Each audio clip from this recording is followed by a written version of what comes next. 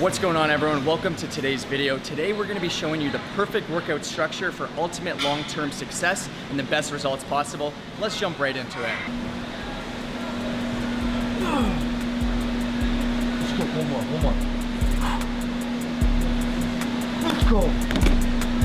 The first step of a perfect workout routine ultimately is actually just getting your mindset ready before the gym. Now, I'm not saying that you always have to be super motivated, you always have to be super fired up, but you will get better results, especially if you're doing some heavy strength training, if you can mentally prepare beforehand. So what I like to do on the drive to the gym is about 15 to 20 minutes listening to some type of music that just kind of fires me up. Usually it's rap, and then a bit of a motivational video either beforehand, like you saw right over there, or before I even drive over to the gym. So a lot of times where people go wrong is they kind of just walk into the gym just like this, really no purpose. They'll do a couple light curls, but truthfully, to get the best results possible, you have to really train your mind before you train your body before going into the gym. Right after we get our mind mentally prepared, one of the best things you can do is just do a couple minute warm up. It doesn't have to be super long. You know, if you're doing legs, you can do the treadmill walk, some stair stepper. If you're doing upper body, maybe a bit of rowing. You know, there's so many different things, but especially I know a lot of people like working out as soon as they wake up and your body's just not warmed up enough. So being able to do something like walking, slow jogging, a little bit of movement really does go a long way. Next up is doing dynamic warm-ups specific to what you're doing. So for me, I have bench and deadlifts coming up. Those are my core compounds. So I'm gonna try and do things that really activate my spine, my chest, my rear delts, really get things moving. So I like to start with a light band, you know, do some pull-aparts. Big fan of these, you know, I'll bang about 10 or 15 of those. I like to hit some underhands, you know. It's gonna be different for everyone too. Like, let's say I have a really bad shoulder, a really tense shoulder, you know, maybe I'll do some external band rotations, really give it a little extra TLC. Or if your back isn't the best, you know, spend some more time. As you can see Kyle doing here, these are some great movements for the back.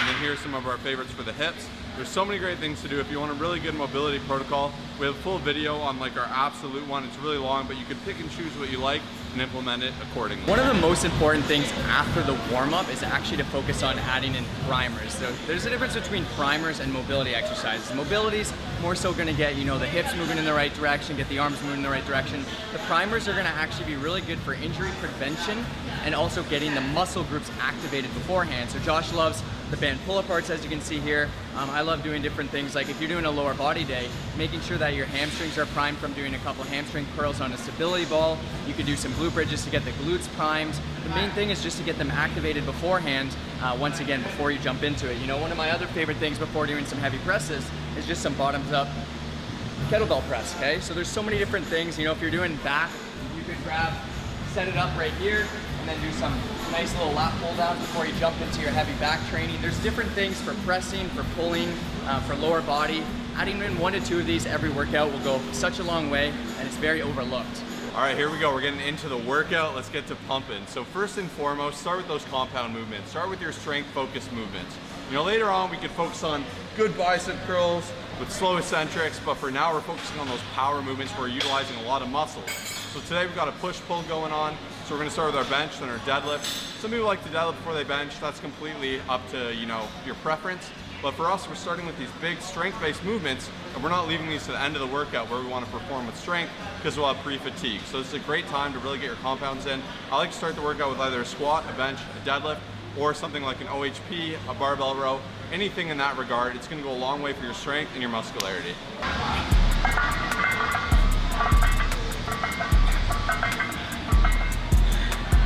Let's go.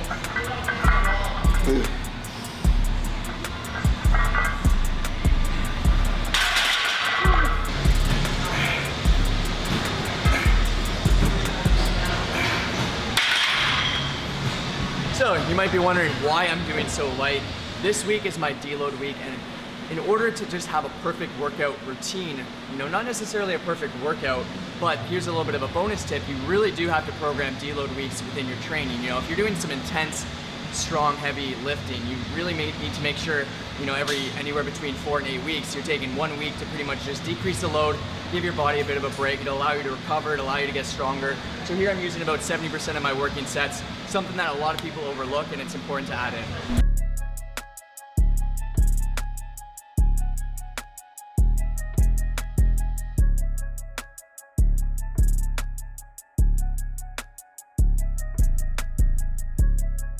Next up, we're going into our kind of weighted hypertrophy block. Although you could argue this is still a compound, I like to kind of limit compound, the umbrella for compound, to barbell work. I'm moving into specific work now. So now I'm gonna get into my chest, and I'm gonna alternate with my back. That way when I have some fatigue in my chest, I go to my back exercise. This is how I personally like to structure it. But we're still doing a strength-based movement. There's a little more control, you know, some unilateral work, meaning I'm working one side at a time. So I like to kind of keep these in my thoughts as I move down my workout.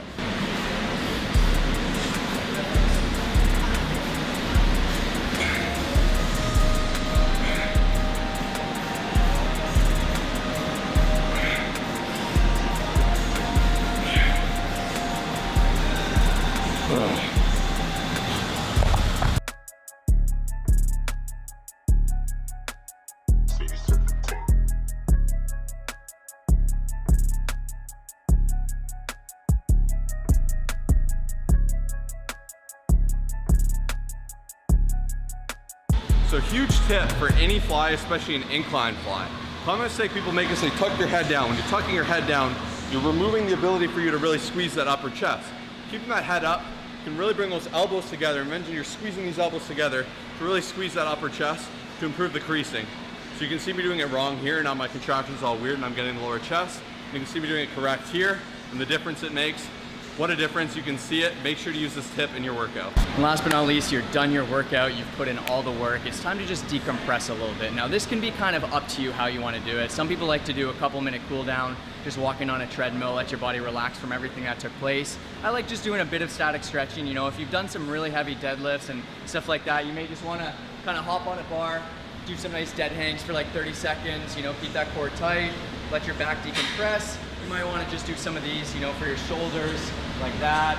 You know, if you've done some chest work, you might want to just kind of lean forward and do one of these little, nice little doorway stretches. There's so many different things, you know, we're not going to show you how to fully stretch, but that's kind of what our full, proper workout routine looks like. And definitely, this is obviously long. You know, if you are limited on time, sometimes you might have to take the mobility routine or like the warm up or different things and maybe kind of just make it a little bit shorter if you're more limited on time. You know, this will take us usually about an hour and a half all in, and it kind of works best for us in our schedule. But yeah, I just want to say thank you so much for sticking around to the end of this video. We appreciate every single one of you. If you're a new subscriber, hit that like button. You know, every person watching this must hit the like button. Please, it means the world to us. It gets us higher up in the algorithm. And subscribe if you're new to the channel, and we'll see you in the next video.